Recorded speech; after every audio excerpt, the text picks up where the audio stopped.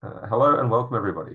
I'm going to be presenting our paper, A Convex Parameterization of Robust Recurrent Neural Networks. This is joint work between me, Max, and then my collaborators, Ray and Ian. And we are all from the Australian Centre for Field Robotics, affiliated with the University of Sydney. First, I'll go through some preliminaries. So in particular, I'll be talking about the problem of learning dynamic models from data. Then I'll discuss some issues that arise when we use models that contain feedback. And then finally, what I mean by robustness and robust learning. I'll then go through our problem statement and then the main contribution of this paper, which is a new model parameterization. Finally, I'll demonstrate our proposed approach on some system identification examples, and then I'll present our conclusions. We are interested in learning dynamic systems from data. This is a problem that arises very frequently when we cannot construct a model from first principles, for instance, physics. And this is obviously a very common problem, and it comes up under the name of system identification, model reduction, time series forecasting, and then recently it's been gaining a lot of attention in machine learning for solving natural language processing problems. So the basic setup for solving most system identification problems is summarized on this slide. There's three main steps. First, there is the problem of selecting input-output data. This is sometimes called experiment design, but it's essentially, it involves collecting some data, U tilde, which are inputs to our system, and measuring some output data, Y tilde. Then we want to find a mapping that maps U tilde to Y tilde, and then hopefully, when presented with new data, we'll continue to provide accurate predictions. The second step, and this is the focus of today's talk, is constructing a model set from which to choose a model from. So in particular, we would typically construct a large set of models that map input signals to output signals. And then from that large set of models, we want to select a particular one. In order to pick a model, we first need to characterize what a good model is. This is done via the third point, which is we select a quality of fit metric. There's a lot of common quality of fit metrics that are used. For instance, like one step ahead prediction error is very common, and maximum likelihood. In this work, we'll be using simulation error. Once you have steps 1, 2, and 3, you can then try and solve an optimization problem of the form 1. So we're going to be focusing on learning nonlinear state space models. Here we have F refers to the dynamics of the model and G refers to the output mapping. And then together, these two equations define a sequence-to-sequence mapping, which we denote S. So given some input signal U, S will map to an output signal, Y.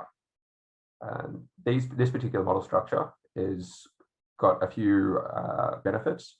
For instance, it's often very good at capturing things like resonance and long-term behavior. The dynamics are often useful for planning and control problems, and often the sequence-to-sequence mapping is more efficiently represented in this sort of format. Unfortunately, there are some downsides to this model structure as well. For instance, because we have feedback in equation 2, we now have to worry about stability. Additionally, it's often been observed that models of this form can be very sensitive to input perturbations. So given a very slight perturbation to the input, we can observe a very large change in the output. This is quite problematic for problems like system identification because it makes learning very difficult. So for this reason, we're focusing on learning models with robustness guarantees. We want to guarantee that our model is stable and that we have some sort of continuity in our input-output mapping.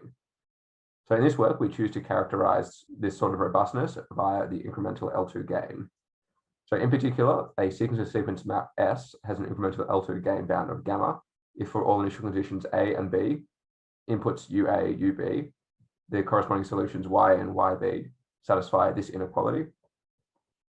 Now, this inequality actually has a number of interesting implications. For instance, when our two trajectories share an initial condition, then this term on the right here goes to 0. And we see that this implies Lipschitz continuity from our input to output. Additionally, if we consider the case when we have different initial conditions, but share a common input, so UA equals UB, then this term here will go to 0, and then we can see that our outputs are bounded by some constant. This in turn implies fading memory property in our input-output mapping. We will call a sequence-to-sequence map robust if it has a finite incremental L2 gain, and we'll call it gamma robust if it has an incremental L2 gain bound of specifically gamma.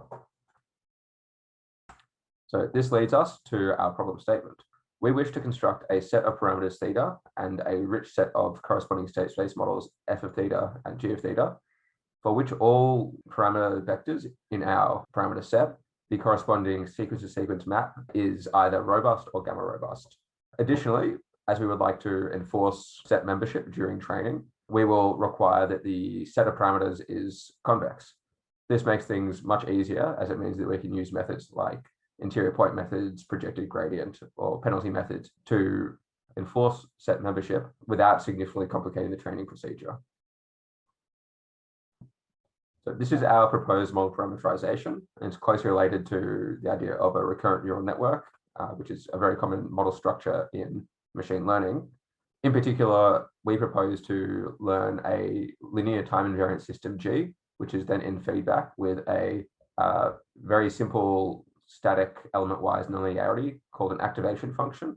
We're going to assume that each of the elements in the activation functions is slope restricted to some interval of 0 and beta.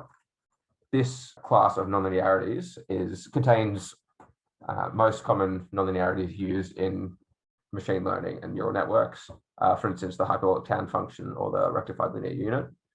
I'd also like to note that figure 1 is a very standard setup from robust control, and indeed the idea of our work is to then apply ideas from robust control to analyze the robustness of this feedback interconnection.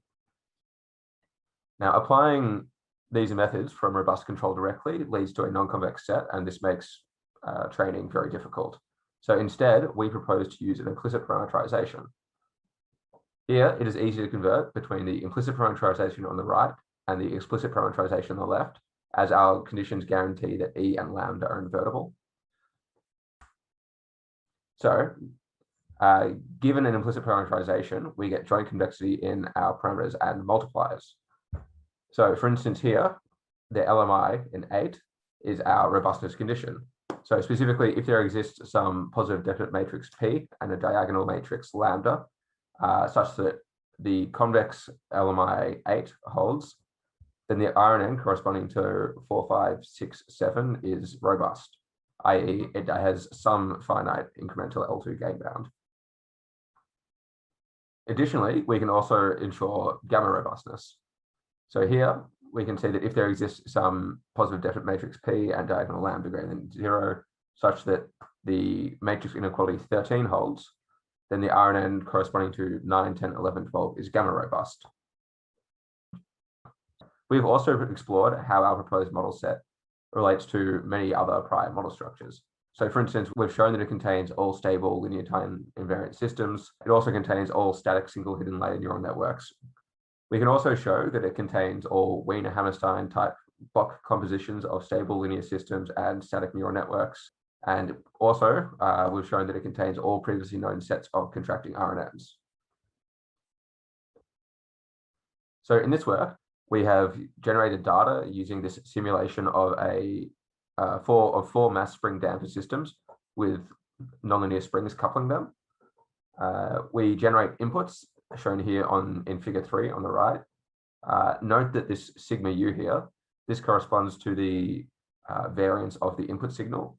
And this is something that we're going to vary in order to explore how our model generalizes. So it's also worth noting that the training data was generated with sigma u equals 3, but we'll explore how the model estimation performance varies as sigma u changes.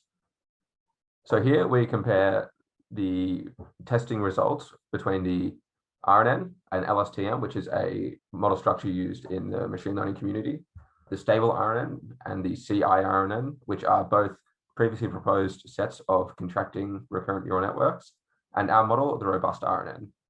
Here we can see that not only does our model achieve the best nominal test performance when tested in conditions similar to the training data, but we can also see that it has significantly better generalization, where as the variance of the input signal increases or decreases, our model consistently has the best performance. We have also explored how we can trade off between model nominal performance and robustness. So for instance, in this figure, the position of the markers represents a lower bound on the true Lipschitz constant of the input-output mapping. The vertical lines here represent the guaranteed upper bounds on the Lipschitz constant. In particular, I would like to point out that in each case, the lower bounds and the upper bounds are quite close, suggesting that this method of calculating the incremental L2 gain is quite tight. I would also like to point out that our model set, represented by the crosses, has the best trade-off between overall performance and robustness, and we can actually use that as a tunable parameter to track down this frontier on the left here. The models that have no stability constraints, for instance, the RNN and the LSTM, they actually display extremely high sensitivity. On the other hand, just imposing any sort of contraction constraint seems to significantly improve the robustness of the model without significantly impacting performance. Finally, I've plotted here some example trajectories. These trajectories were generated with sigma u equals 10, which is approximately 3 times the variance of the training data. So this is testing the models far away from where they were trained. We can see here that the robust RNN still continues to track quite accurately, whereas both the LSTM and the RNN display some rather erratic behavior. For instance, we can see these sorts of weird sharp bumps. So, in conclusion, we propose a new set of recurrent neural networks that have stability and robustness guarantees. Convexity of these guarantees simplifies model fitting, as it means we can use interior point methods, projected gradient descent, or penalty methods with no added training complexity. The proposed model set contains many prior models as specific cases, and via numerical simulation and experimentation, we've found that the proposed model set has both superior robustness and generalization properties. Thank you.